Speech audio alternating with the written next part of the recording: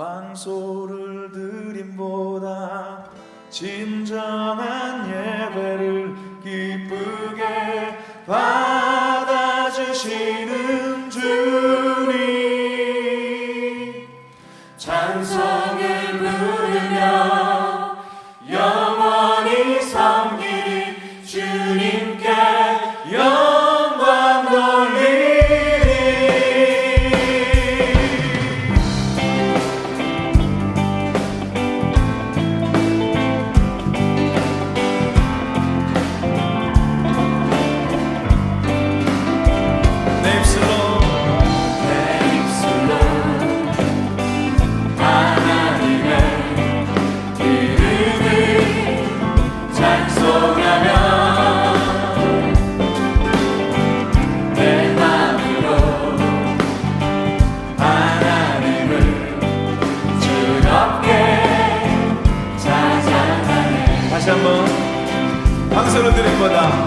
황소를 드림보다 진정한 예배를 기쁘게 받아주시는 주님,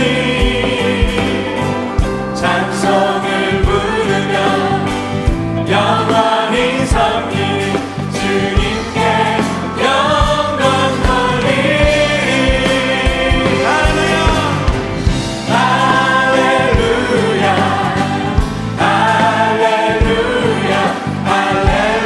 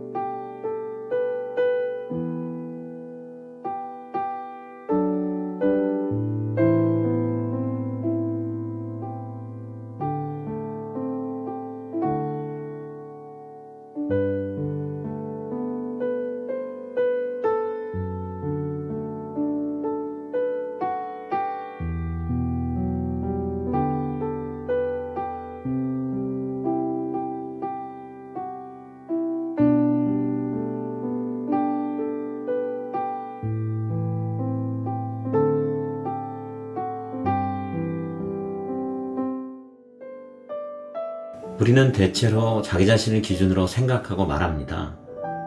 이런 태도 자체가 문제는 아닐 수 있습니다.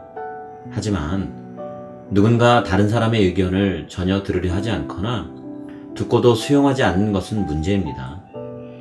자신이 항상 옳다고 생각할 때 이런 자세를 취하기 쉽죠.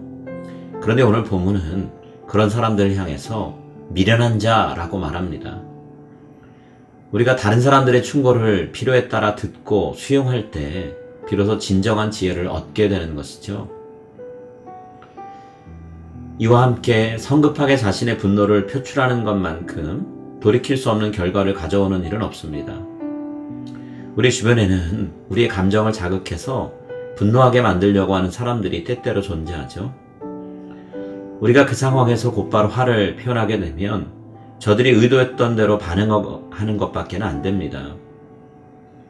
예수님께서 십자가 위에서 당한 수치와 모욕을 모두 참아내신 것을 마음에 새기며 우리도 그 여러 가지 수치와 모욕을 참아낼 줄 알아야만 합니다. 또 오늘 본문은 사람들이 자신이 보고 듣고 알고 있는 바를 있는 그대로 말하지 않는 것에 대한 이야기도 하고 있는데요. 이런 태도가 옳고 그름을 바르게 판단해야 되는 법정에서 잘못된 결정을 내리게 만들 때가 있습니다. 우리 그리스도인들은 항상 바른 말을 해야만 합니다. 다시 말해서 있는 사실을 그대로 말함으로써 부당한 피해를 입는 사람이 생기지 않도록 해야 되는 것이죠. 하지만 자신에게 돌아올 이익을 생각하면서 실제로 일어났던 일을 없는 일로 취급하고 또 있지도 않았던 일을 생생하게 목격한 것처럼 말하는 사람들이 있습니다. 이에 대해 오늘 본문은 여러 가지로 경고를 하는데요. 22절에서 거짓 입술은 여호와께 미움을 받아도 진실하게 행하는 자는 그의 기뻐하심을 받느니라 라고 말씀합니다.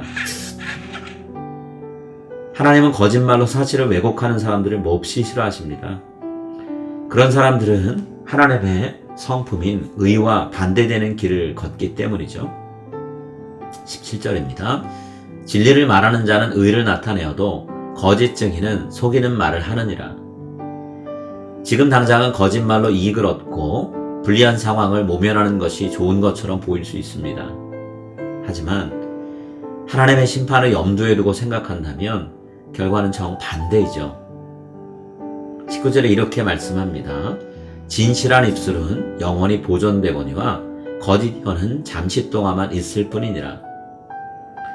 우리는 진실한 말을 하는 삶을 통해 거룩하신 하나님의 성품을 닮아가는 훈련을 해야 합니다. 이 세상에서 누리는 잠시 잠깐의 유익에 눈이 멀어 하나님께 책망과 심판받는 일을 결코 하지 않아야 합니다.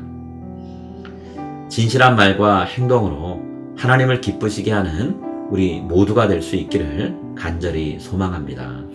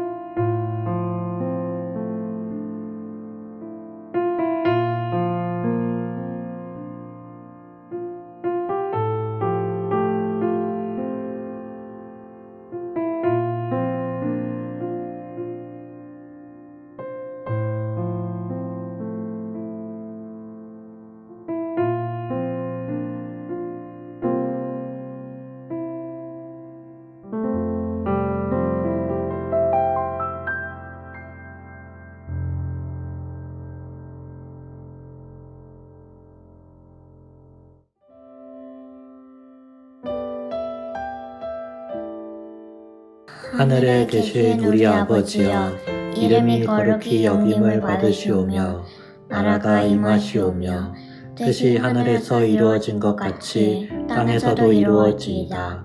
오늘 우리에게 일용할 양식을 주시옵고 우리가 우리에게 죄 지은 자를 사하여 준 것 같이 우리 죄를 사하여 주시옵고 우리를 시험에 들게 하지 마시옵고 다만 악에서 구하시옵소서. 나라와 권세와 영광이 아버지께 영원히 있사옵나이다. 아멘.